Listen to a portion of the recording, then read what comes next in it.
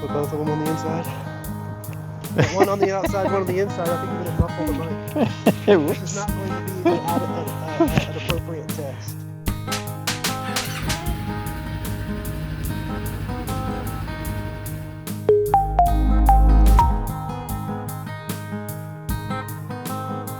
What a weirdo. Yeah, we'll have to look into that. Maybe partly because the battery was low. Maybe so. Fiddly technical issues. Can't You know stand what's it. funny is whenever we get together to record these things, we think we're going to pull up and start. We never chicka. It ends up taking us 30 minutes to just fiddle. It always fiddles. Yeah. Yes, we always have to mess with something. We've been trying to, and audio is one of the things that always makes it kind of fiddly, because we got our cameras down. We're photographers and videographers, but Yes. with the audio thing, it's always a thing. And this one really smart guy told me one time, your audio can suck and your video can be pristine and people will hate it.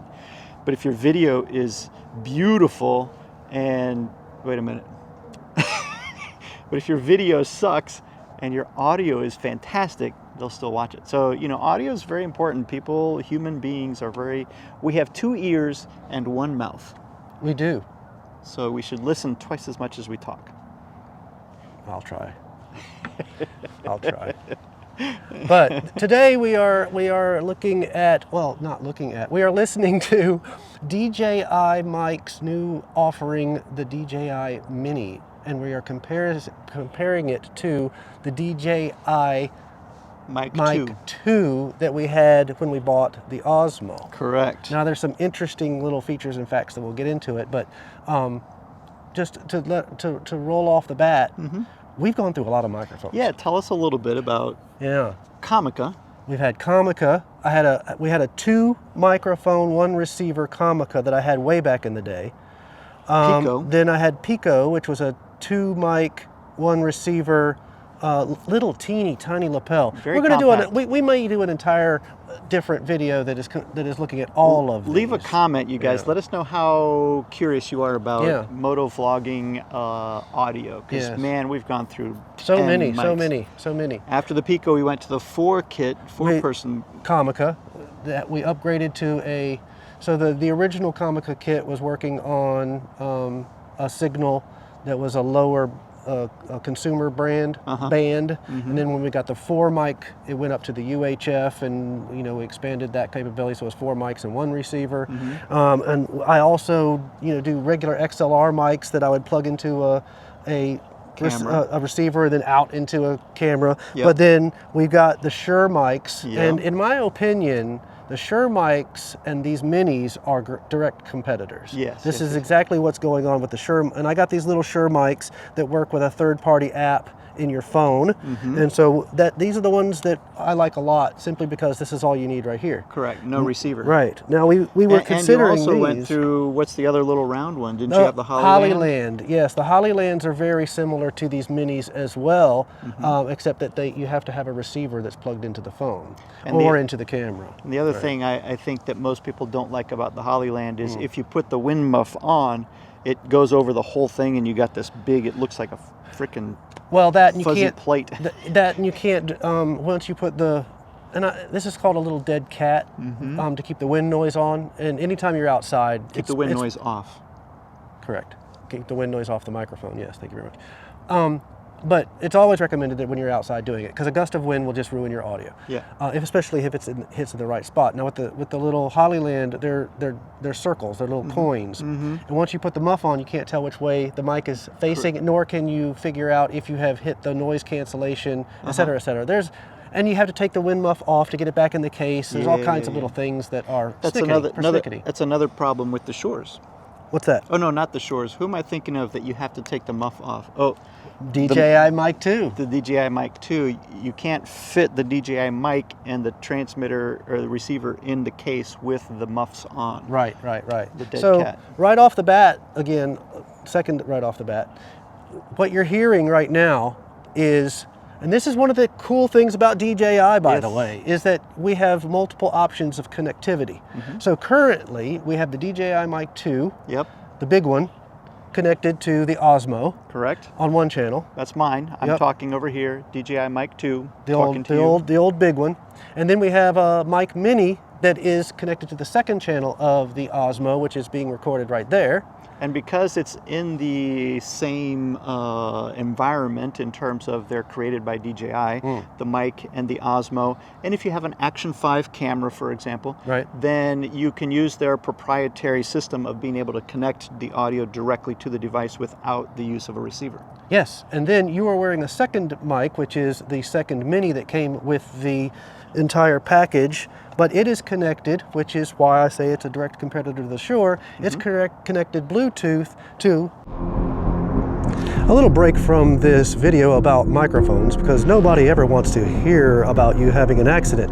And if your accident doesn't put you in a place that looks a little bit like this, then you have hope. Because Rick Stewart is a motorcycle rider just like us. scmotolawyer.com, 1-855-GET-MOTO. That's Rick Stewart. He's a lawyer for us motorcycle riders here in the state of South Carolina. If ever you find yourself in a problem on the streets, in no fault of your own, give Rick a call at 855-GET-MOTO, because if you ain't here, you need him. The phone Yep. that is running the Blackmagic app, camera app. And I will mention very quickly too that when you get the kit, you do get this receiver, and the receiver has the capability of plugging it directly into your phone. And I understand that the quality is a lot better if you use the DJI receiver and plug it in with the USB-C port to the camera on your phone. You're getting a better quality signal.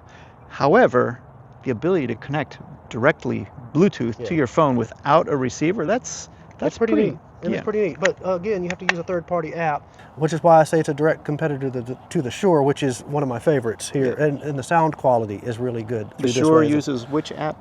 The Motiv. Motiv. M-O-T-I-V. And we've got this DJI Blackmagic connected to Blackmagic's app. Right. Now, another little compare-contrast is that with the Minis, they have done an improvement where the connectivity steps are turn it on, it's over. Right. Once you have taught it who is what. Once you've paired it. Yeah, but if you unpair the DJI Mic 2, you have to hit the button again. You have to push and hold the Bluetooth connectivity button again for it. And we've gone through that this morning trying to get everything situated.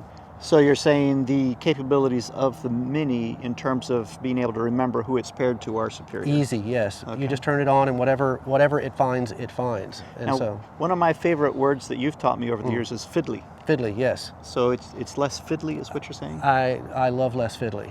Yes, yes. It saves so. Listen, when for our application, we're on the motorcycle. We hop off the motorcycle. We need to do something pretty quick. We don't have time to set up an entire thing. The number of steps to get it done needs to be cut down to its bare minimum. And DJI Mic Mini has, in this particular aspect, cut off one of the steps. And that's always great. Another thing that they've improved on is size and weight. Yeah. Right? It's half the size and a third of the weight. Correct. So, 28 grams for this one and 10 for the Mini. If you look carefully, the shirt on this side is sagging quite a bit more than the shirt on this side. Yes, and that's one of the things that irks me, because in a professional video setting, you don't want, like, let's say, for example, you're at a convention and you're going around to the different booths or whatever, and you hook this on to the person you're interviewing, and it just pulls and pulls and pulls, and it sags because it's 3 times the weight and it's bulky. It's especially problematic if you're interviewing a female who has like a silk blouse. Yes, it's going to weigh down that silk blouse. The DJI Mic 2 will do that. Okay. Now, in trade for that weight, though, I was going to play the good cop. Okay, bad cop play the good cop part then. The other advantage to the Mic 2 is that you can connect a lavalier mic. Is that where you were going? That was one of them, yes. So that's, if you have a subject who has a very light blouse, for example, and it's causing a problem, you can put this like in a pocket or something and then run a lav mic. Hook it to the belt, that's right. And hook it in the traditional manner where you run the microphone cable. The Mini does not have the capability. Does not have a microphone in. Yeah. Now, it does. Well, the other benefit to the DJI Mic 2 over the Mini is the internal recording. Oh yes, that's now, huge. So if you're running multiple cameras and you decide that with the internal recording of the DJI Mic 2, you can hit the record button, never hit stop, because it'll run hours and hours and hours, and then you can use that track as your baseline to sync up all of your cameras. Yep. So that is a wonderful thing, not to mention the 32-bit float, Yep. which keeps you from overmodulating and gives you more latitude when you're playing with the audio in the edit. I would argue the 32-bit float is even more important than the long timeline syncing ability, because The Oaks Private School, or TOPS, is an accredited private school in the state of Florida, catering to those families who have chosen to educate their students at home. TOPS delivers an official transcript that is received by colleges and even the U.S. military. Check them out online at theoaksprivateschool.com, browse their website, and see what kind of curriculums and offerings they have for you. Thanks for taking a moment to check out TOPS. tell us a little bit about 32-bit float. It's kind of, if you're a photographer, it's kind of like shooting in RAW. That's right. 32-bit float essentially allows you to record audio without having to be so persnickety on the levels. It keeps you safe from over peaking, running into the red line, and it gives you enough beef in the audio signal that you have a way to pull it up in the edit. Now, with that being said, the equivalent side over on the Mini, it does not record internally, but it does have a limiter. So it won't let you go into the red line if you turn that on. Gotcha. Okay. Yeah. And I'll play good cop, bad cop again once more. Okay. In that the Mini, in our situation where we're recording with motorcycles, Yes. if you happen to have yours connected to, let's say, an Action 5 or something like that, and the Action 5 is on my motorcycle, Right. and I end up driving a kilometer away from you, Yes. I would probably still get the audio. Because the Kilometer. Mini has 400 meters. 400 meters Line worth of sight. Ish. And If you then- turn your back to it, it's going to block the signal, so it's, you know, a little. But if you're facing, it's 400 meters. And Mic 2 is about 200. 200 meters. Right. So you get the, I wasn't referencing an exact number, Sure. but you get the fact that the Mic Mini has a much longer range. Double the distance, So- which is kind of crazy to be, less size. Now, obviously, if you're doing it through the phone, you're not going to necessarily have that distance because it is a true Bluetooth signal, and so the distances are going to vary. But if you're using the receiver with the phone, or you're using a receiver inside like the Osmo or something like that, then you're going to get the distances. One tiny little plus to the Minis over the 2 is that you can put it back in the box with the wind muffs on. Oh, yes, that is a big benefit. With the 2s, you have to take them off because they don't fit into a case if you happen to get the whole kit. It goes back to fiddly. If you're using the Mic 2, you take it off of your subject or yourself, and you got to take the muffs off, put them in a separate little pouch, carry that pouch separately. Everything doesn't fit in the case. Whereas with the Mini, the muffs and the cable, the cable to connect to your DSLR, for example, all of that can fit inside this one little case. Right. Now it does come with, we've covered it a little bit, but it does come with the DJI Minis come with a receiver, a physical receiver that you can change from -6, -12. And so, but it does have an out so that you can connect to the camera with an 1/8" cord. And just as a little aside, if you get a splitter, then you can monitor it in the headset if you don't have a headset out on your camera. And the Mic 2 comes with a similar type setup, but it's got touchscreen and it's got a little bit more feature rich. It's a little bit larger, but it just has more features than the Mic Mini's receiver has. Well, in its namesake, Mini, you're giving up some stuff to get the Mini part. One thing you don't give up is battery power. That's true. It lasts a lot longer than the 2s because the 2 has all of its other components inside that are eating up battery power. It still just blows my mind. Yeah. It's half the size and it lasts longer than and the Mic 2s are not old. They just came out last year. Yep. I think it's more for people who have the same gripe that we have, which is I don't use the 32-bit float on a regular editing basis. I would use that in a very professional setting, but in our sort of guerrilla style run and gun kind of situation, we prefer the ease of use to the other benefits, Advancements. the 32-bit float and things like that. Yeah. But with the limiter on it, basically gives us the same thing. Similar. So it's similar enough. I'll tell you, we've had the Osmo and the Mic 2s that come with it for about a year, I guess. We got them fairly early on when they came out. And there is a way for you in the Osmo to set them synchronized to where when you start recording, it automatically begins the recording process internally as a backup. Yes. And so we have that feature turned on because as photographers, well, why not? Backup is good. Yes. When I'm shooting a wedding, I use 2 memory cards, and they're both being, the images are both being sent to both cards, so I always have a backup.